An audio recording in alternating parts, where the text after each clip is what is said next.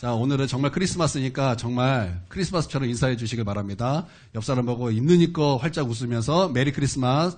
주님께서 우리를 위해서 오셨습니다. 자, 저 얼굴이 안 풀어졌어요. 여러분 마음도 풀고 얼굴도 좀 푸시고 여러분 인사하면서 마음을 활짝 여시기를 바랍니다. 메리 크리스마스. 자, 앞뒤 사람하고도 인사해 주십시오. 메리 크리스마스.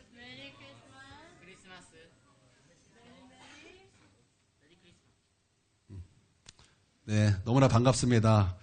오늘 이 성탄절에 하나님께서 다시 한번 우리 가운데 주님께서 오신 기쁨으로 충만케 하시며 또 그 은혜에 대해서 감사가 회복되며 또 주님의 그 사랑을 다시 한번 묵상하고 생각하는 그런 시간이 되기를 원합니다. 말씀 시작하도록 하겠습니다. 오랜만에 이렇게 많은 사람들이 예배 드리는 것 같아요. 저 뒤에 있을 때하고 여기 있을 때하고 느낌도 완전 다르고 또 수요 예배 이렇게 드리다가 또 오늘 성도 거의 다 오셔야죠. 함께 예배 드리는 거 또 다르네요. 느낌도 다르고 그렇지만 또 성령은 한 분이시오. 또 은혜 주시는 분도 한 분이시니 오늘 하나님께서 우리 가운데 은혜 주시기를 간절히 바랍니다. 네. 예, 성부 하나님은 말씀으로 천지를 창조하시면서 자신을 나타내셨습니다. 성령 하나님께서는 오순절날 호련히 급하고 강한 바람 같은 소리로 또 불꽃으로 임하셨고 또 한순간에 교회를 탄생시키시며 자신을 나타내셨습니다. 그러나 성자 하나님이신 우리 예수님께서는 하나님과 동등되지만 동등됨으로 여기지 아니하시고 또 순종하여 인간의 모습으로 종의 모습으로 동정녀 마리아를 통해서 자신을 나타내셨습니다. 여러분 성탄절이 무엇입니까? 여러분 성탄절이 무엇입니까? 우리 현종이 한번 대답해 보겠습니까? 성탄절이 무엇입니까? 네. 예, 또 성탄절은 무슨 날입니까? 12월 25일. 아주 센스가 좋습니다. 여러분 성탄절이 무엇입니까? 하나님이신 하나님의 아들 예수님께서 순종하심으로 말미암아 하늘 영광 버리시고 이 땅에 뛰어드신 날 바로 그날이 성탄절인 것입니다. 또 분명한 것은요.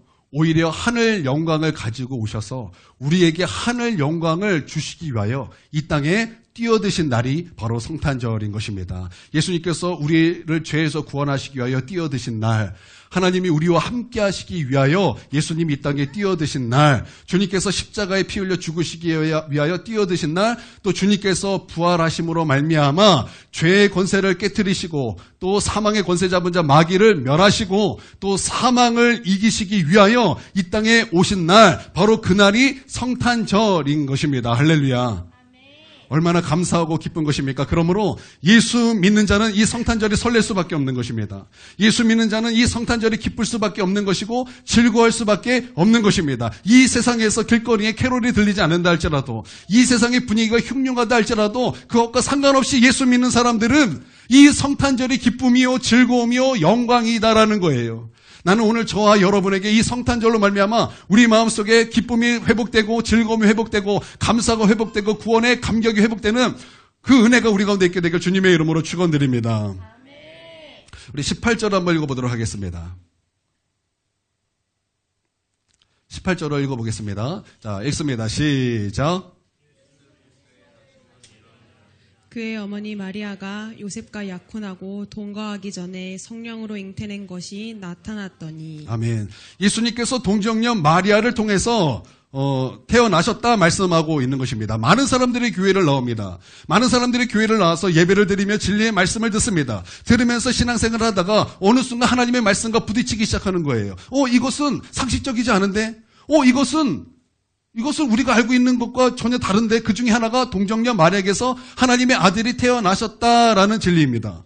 아니 사람들이 말하기를 아니 어떻게 남자가 없이 여자 혼자 스스로 동정녀에서 사람이 태어난단 말입니까? 사람이 태어난 것도 이해가 안 되는데 동정녀 마리아를 통해서 하나님의 아들이 태어난다니요. 이것은 말이 안 되는 것입니다. 그것을 듣고 의심하면서 나는 그러므로 예수님을 믿지 않겠습니다. 그리고 교회를 떠나는 사람들이 종종 있는 것을 우리는 발견하게 되는 것입니다. 이 믿지 못하겠다라는 거예요. 그러나 여러분 생각해 보면은 누구보다 믿기 힘들었던 사람은 마리아 아니었겠습니까? 여러분 마리아에게는요 친척이 있었습니다. 사가랴라는 제사장과 또 그 아내 엘리사벳이라는 그런 친척이 있었습니다. 엘리사벳 그리고 사가랴는요 어려운 사람 아니에요. 세례 요한의 부모님입니다. 세례 요한은 그러니까 가족이었어요. 가족. 엘리사벳은 잉태하지 못함으로 자식이 없었습니다. 나이도 많았습니다. 그렇지만 하나님 앞에 소망을 끊지 않았습니다. 하나님, 우리에게 자녀를 주십시오. 우리에게 자녀를 주십시오. 끊임없이 하나님 앞에 그것을 간구하며 그것을 기도 제목으로 삼았던 그런 가정이었습니다. 하루는 사가랴가 성전에서 제사장 직분을 행하였을 때에 천사가 나타나서 사가랴에게 말하기를 엘리사벳이 잉태하였다라는 거예요. 아들을 낳을 것이니 그의 이름을 요한이다. 그리고 하나님 앞에서 그는 큰 자가 될 것이요 너는 그가 태어남으로 말미암아 매우 즐거울 것이다. 그리고 너의 기도가 너의 간구함이 하나님 앞에 들린 바 되었다라고 말했을 때 사가랴는 그것을 믿을 수가 없었어요. 자기가 하나님 앞에 기도했던 그런 기도 제목이었고 그것이 응답되었음에도 불구하고 그것이 응답되었다라는 그 사실을 믿을 수가 없었다라는 것입니다. 그래서 믿지 못함으로 말미암아 그가 아기가 태어날 때까지 말하지 못하게 된 것입니다. 아니 기도하고 응답되었는데 그것도 믿지 못한 사람, 그런 제사장이 믿지 못했어요. 다시 말하면 목사님도 믿지 못했다는 거예요. 하물며 이런 것도 믿지 못한 사람이 있는데 동정녀 마리아에게서 하나님의 아들이 태어난다니 여러분 생각해보면 누구보다 못 믿을 사람이 마리아 아니겠습니까? 누구보다 못 믿을 사람이 마리아였을 것입니다. 그런데 마리아의 고백이 무엇입니까? 마리아의 고백은 이와 같았습니다. 주의 여종이오니 나는 주의 여종입니다. 주님의 말씀이 이루어집니다. 그것이 마리아의 고백이었다라는 것입니다. 여러분 마리아가 그것을 이해했겠습니까? 동정녀 마리아에게서 하나님의 아들이 태어나신다. 여러분 그거 마리아가 이해했겠습니까? 이해 못했을 거예요. 그런데 그럼에도 불구하고 마리아는 하나님께서 말씀하시니 그 말씀과 내가 묶여지기를 원합니다. 그 말씀과 내가 하나 되기를 원합니다. 그렇게 하나님 앞에 나아갔더니 하나님께서 놀라운 기적의 주인공으로 마리아를 삼아주시는 놀라운 역사를 우리가 말씀에서 보는 것 아닙니까? 아니 어떻게 한 여자에게 하나님의 아들이 태어나는 영광을 경험할 수 있겠습니까? 여러분 하나님께서는 이와 같이 하나님의 말씀과 내 자신이 묶은 자에게 놀라운 기적의 주인공이 되게 하신다는 것입니다. 우리는 동정녀 마리아의 의미를 너무나 잘 알고 있습니다. 동정녀 마리아에게서 하나님의 아들이 태어나셔야만 여러분 예수님께서 참 하나님이 되시며 참 인간이 되십니다. 그래야만 하나님께서 우리 예수님을 보내셔서 예수님이 우리의 모든 죄를 용서하실 수 있는 자격을 얻으십니다.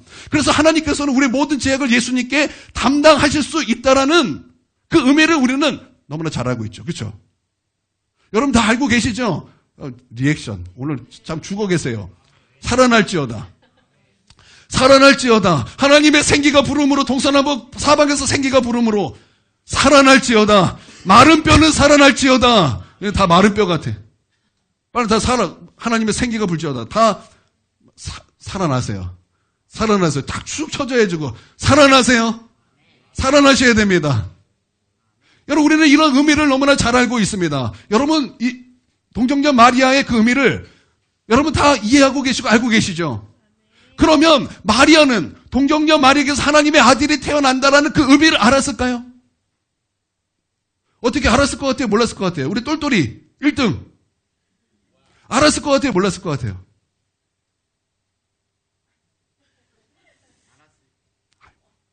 당연히 몰랐죠. 그거 어떻게 알아요? 몰랐죠. 몰랐다고요? 몰랐어. 몰랐습니다. 몰랐어.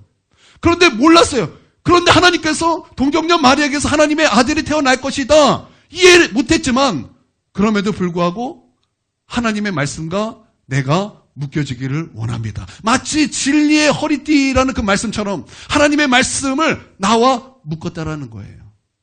그러므로 말미암아 하나님께서 그를 기적의 주인공으로 삼아 주셨다라는 거예요. 여러분 우리는 때로는 하나님의 말씀을 이해하지 못할 때가 있어요. 이해하지 못하는 하나님의 말씀을 우리 가운데 들려주실 때가 있으며 말씀해 주실 때가 있다는 거예요. 때로는 하나님 나는 지금 너무나 어렵습니다. 근데 어려운데 11조로 하라뇨. 하나님 내 삶 나는 너무나 바쁩니다. 그런데 하나님 나에게 기도하라니요. 나에게 주일 성수를 하라니요. 나에게 충성을 하라니요. 나에게 헌신을 하라니요. 나는 해야 될 일이 너무나 많습니다. 이해하지 못하겠는 거예요. 그러나 우리 하나님께서는 해야 된다고 말씀하실 때 그 말씀과 내가 묶여질 때에 여러분 하나님께서는 그 말씀의 능력, 하나님께서 말씀으로 천지를 창조하심으로 말미암아 없는 것을 있는 것으로 부르시는 그 전능하신 하나님의 능력이 내 삶에서 나타나게 된다라는 거죠. 여러분 이것을 믿습니까? 그러므로 말미암아 나는 여러분의 삶에서 하나님의 말씀의 능력이 나타나게 되기를 주님의 이름으로 축원드립니다. 여러분 얼마나 놀라운 능력이 우리 가운데 약속이 되어진 것입니까? 하나님의 말씀이 묶이기만 한다면 하나님의 그 말씀의 능력이 나의 삶에서 역사한다라는 거예요. 여러분 얼마나 놀랍습니까? 얼마나 놀라운 복입니까? 복의 선언 아니겠습니까? 나는 저와 여러분에게 있어서 나는 그것이 이해하지 못한다 할지라도 그것은 내 생각과 내 뜻과 맞지 않는다 할지라도 하나님의 그 말씀과 내가 묶이기를 원합니다. 그 말씀과 내가 하나 되기를 원합니다. 그렇게 마리아처럼 주여 여종이오니 주의 말씀이 이루어질지어다. 그와 같은 고백을 통해서 그와 같은 믿음으로 나아가며 그래서 하나님께서 우리로 하여금 기적의 주인공, 기적이 상식이 되는 그 놀라운 그 체험이 우리 가운데 있게 될 것입니다. 할렐루야. 19절을 읽어보도록 하겠습니다. 19절. 자, 읽습니다. 시작. 그의 남편 요셉은 의로운 사람이라 그를 드러내지 아니하고 가만히 끊고자 하여. 자, 요셉은 의로운 사람이라고 말씀하고 있습니다. 그래서 그는 드러내지 아니하고 가만히 끊고자 하였다라고 말씀하고 있는데 여러분 이 말씀에서 말하고자 하는 그 핵심이 무엇일까요? 요셉이 의로운 사람이었다가 핵심일까요? 아니면 그를 드러내지 아니하고 가만히 끊고자 하였다가 핵심일까요? 여러분 어떤 것이 핵심이겠습니까? 후자가 핵심이겠습니까? 전자가 핵심이겠습니까? 찍어보세요. 여러분 이 말씀은요. 요셉은 의로운 사람이다가 핵심이에요. 요셉의 의로운 성품이 마리아를 조용히 가만히 끊고자 하였다라는 것입니다. 만약에 요셉이 마리아 얘기를 다 들은 거예요. 마리아가 요셉에게 가서 요셉, 내가 지금 임신했는데 그 임신은 사람으로 된 것이 아니야. 성령께서 내게 임하심으로 말미암아 하나님의 아들이 동정녀 마리아를 통해서 태어나는 바로 그 예언이 성취야. 라고 말했을 때 여러분 이 시대 사람들 성령이 누군지도 몰라요. 그래서 여러분 요셉이 이 말을 듣고 너무나 화가 나서 성령 누구야? 나오라 그래! 그렇게 요셉이 나아갔다면 여러분 마리아는 어떻게 됐겠습니까? 마리아는 율법에 따라 돌에 맞아 죽을 수밖에 없는 것입니다. 그런데 성경은 요셉은 어떤 사람이라고 말하고 있습니까? 요셉은 의로운 사람이다라고 말하고 있는 거예요. 그러면서 우리가 여기서 배우는 것이 무엇입니까? 의로운 성품이란 허물을 덮어주는 성품이며 그리고 그 사람의 실수와 허물을 크게 만들지 않고 조용히 그것을 묻혀주는 그런 성품이구나 라는 것을 우리가 배울 수 있게 되는 것입니다. 그리고 성경은 바로 이러한 성품을 가져야 된다고 말씀하면서 어떻게 하면 이런 성품을 가질 수 있는가를 분명히 말씀하고 있는데요. 베드로전서 4장 8절에 이렇게 말씀하고 있습니다. 잘 들어보십시오. 무엇보다 뜨겁게 서로 사랑할지니 사랑은 허다한 죄를 덮느니라. 그러니까 우리가 의로운 성품을 갖기 위하여 어떻게 하면은 이런 의로운 성품이 우리 가운데 부어진다고 말씀하고 있는 것입니까? 하나님의 말씀은 우리가 뜨겁게 서로 사랑할 때 그런 의로운 성품이 우리 가운데 부어지게 됨으로 말미암아 우리가 서로에게 허물과 실수를 덮어질 수 있게 된다라는 것입니다. 여러분 이것이 얼마나 중요한지 하나님께서는 어떠한 사건을 통해서 왜 이것이 중요한가를 말씀해 주셨을 때 창세기 9장에 보면 노아의 홍수가 끝났습니다. 노아의 홍수가 끝났어요. 그러므로 노아는 이제 농부가 됩니다. 농부가 돼서 밭에 포도나무를 심었어요. 그리고 포도가 열매가 열렸습니다. 그리고 그 포도로 말미암아 포도주를 만들어서 그 포도주를 마시고 그만 술에 취해서 잠이 들었습니다. 근데 잠이 들었을 때 곱게 잠이 든 것이 아니라 발가벗고 잠이 드는 것이에요.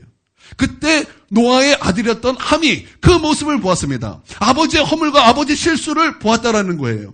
그래서 그것을 가지고 자기 형제들 셈과 야벳에게 그것을 말함으로 말미암아 아버지의 그런 뭐라 그럴까요? 아버지의 허물과 실수를 들추어내고 만 것입니다. 그래서 그것을 들었던 셈과 야벳은 어떻게 행동했냐면 자기 옷을 가지고 뒷걸음치면서 아버지를 보지 않고 아버지를 덮어 주었다 이렇게 말씀하고 있어요. 그런데 말씀은 여기서 멈추지 않습니다. 말씀은 그 사건이 그냥 있는 그대로 그 사건을 기록하고 멈춘 것이 아니라 더 어떤 것을 우리 가운데 말씀하고 있는 말씀이 이어지고 있는 것입니다. 그것이 무엇이냐? 타인의 허물과 실수에 대한 대응의 문제를 지적하고 있어요. 그리고 특별히 부모의 허물과 실수에 대해서 어떤 태도를 가지느냐, 그거 너무나 중요하다고 말씀하고 있는데 그 어떤 태도를 취하느냐에 따라 자녀들의 운명이 달라진다라는 것을 말씀하고 있다는 거예요. 여러분, 우리 아이들 잘 들으시길 바랍니다. 여러분, 우리는 부모님은 완전한 사람이 아니에요. 그럼에도 불구하고 부모님의 허물과 부모님의 실수를 발견하면 그것에 대해서 사람들에게 말을 하기도 하고 그것을 들춰내기도 하는 그런 자녀들이 있는데, 여러분, 오늘 이 말씀은 여러분 귀담아 들어야 되는 것입니다. 사람들의 그 실수와 허물을 들춰내는 사람, 특별히 부모님의 실수와 허물을 드러내는 그 사람에게는 저주가 임했다라고 말하고 있어요. 그리고 부모님의 실수와 그 허물을 가려주는 사람에게는 축복이 임했다라고 말씀하고 있는데, 그러므로 함은 저주를 받게 되었습니다. 함의 아들 가나안이 있는데 가나안의 후손, 그러니까 함의 후손, 가나안의 후손, 연결된 그 후손에는 소돔과 고모라가 있어요. 불로 심판을 받았던 소돔과 고모라, 이것이 다 함의 자손이라는 거예요. 그러니까 그 자손들이 잘 산 겁니까? 못 산 겁니까? 그 후손들이 잘 산 겁니까? 못 산 겁니까? 잘 모르시겠어요?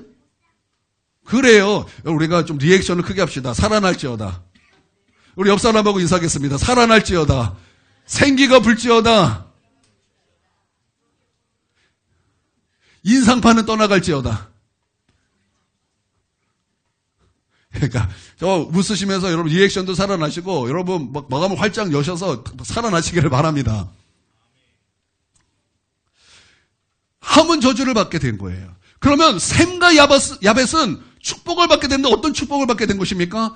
아버지로 말미암아 오는 모든 축복을 셈과 야벳은 다 누리는 사람이 되었다는 거예요. 그러니까 사람의 실수와 허물을 가려주는 사람에게는 그 사람에게서 오는 모든 축복을 누릴 수 있게 된다라는 거예요.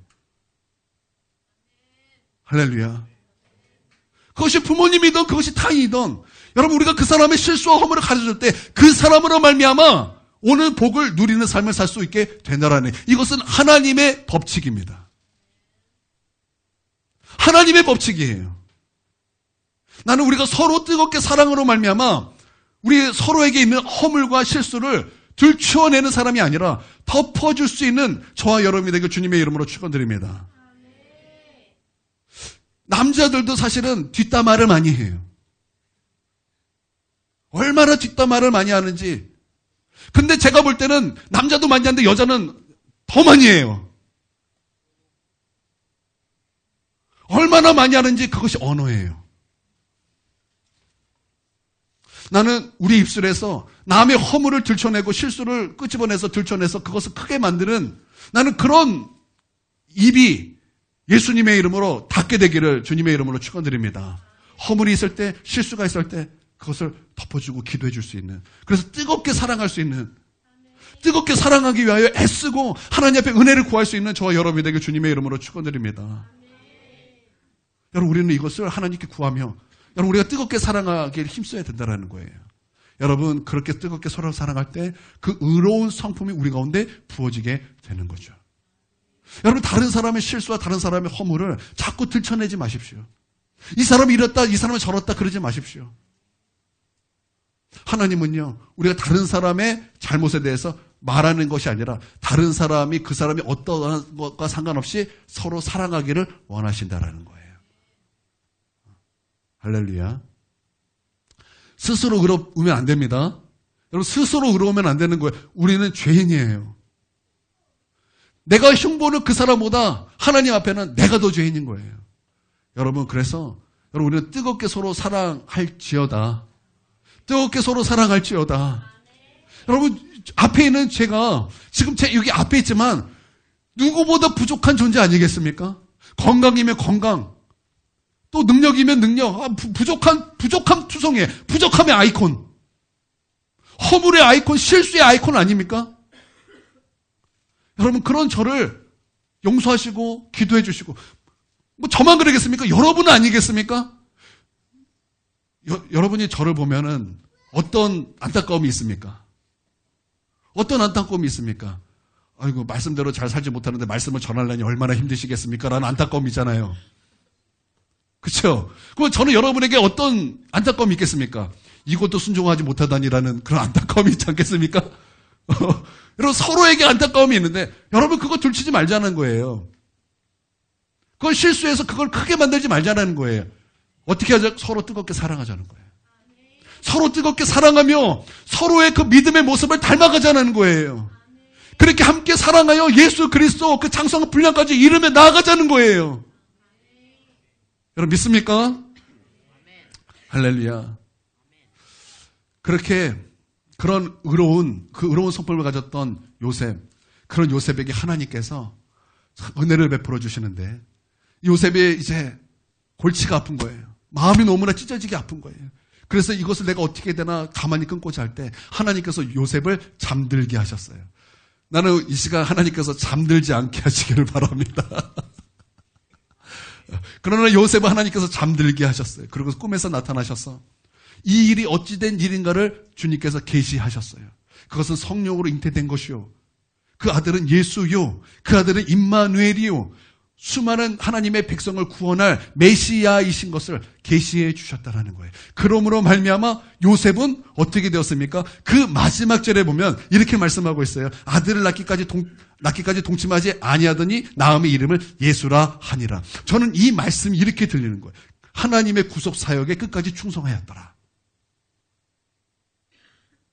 하나님의 그 구속 사역, 예수 그리스도가 이 땅에 오셔야 되는 이 하나님의 그 위대한 사역에 요셉은 사역자가 되었고 하나님과 함께 하는 동역자가 되었다는 거예요. 할렐루야. 여러분 우리가 하나님 앞에 뜨겁게 서로 사랑하며 여러분 우리가 하나님 앞에 나아가면요. 하나님께서 우리 가운데 이러한 은혜를 베풀어 주셔요.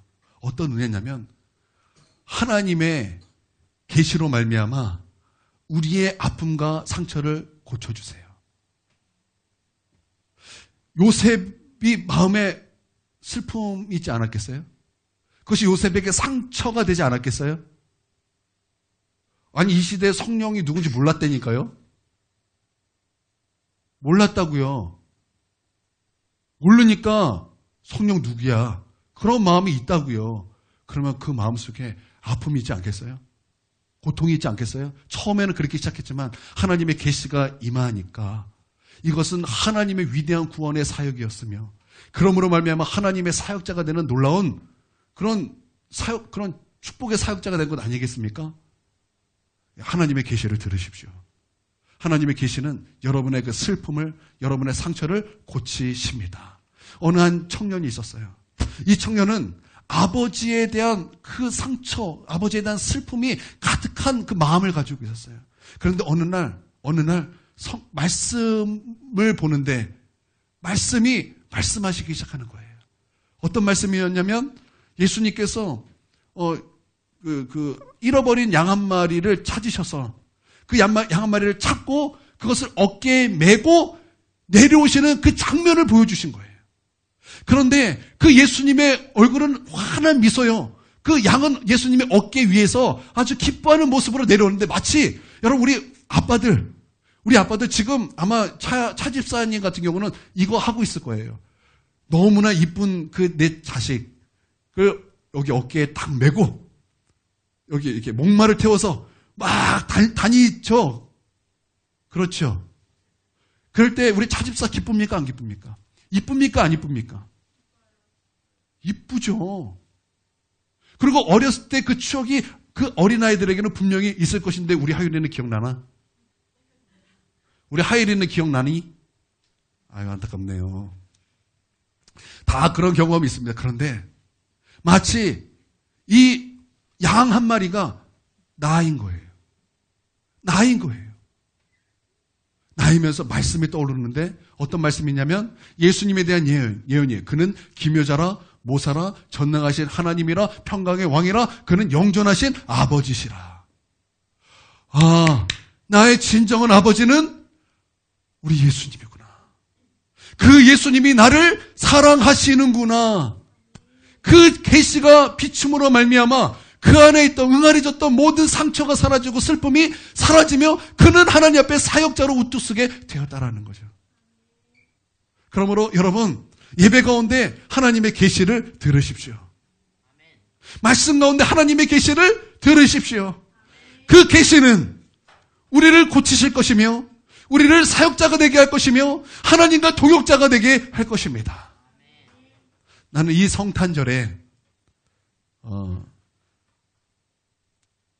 기쁨이 회복되고 뜨겁게 사랑함이 회복되고 주의 계시의 말씀이 내게 들려져서 요셉과 같이 마리아 같이 하나님의 구속 사역에 함께 동역할 수 있는 저와 여러분이 되길 주님의 이름으로 축원드립니다. 기도하겠습니다. 사랑하는 우리 하나님, 감사드리고 찬양 올려드립니다.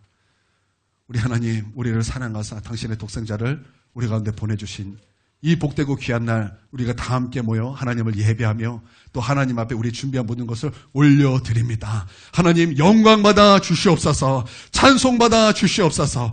오늘 모든 준비 가운데 하나님 은혜를 베풀어 주시옵소서. 모든 순서가 마치는 그때까지 우리 하나님 은혜로 붙잡아 주시옵소서. 주 예수님의 이름으로 기도 올려드립니다.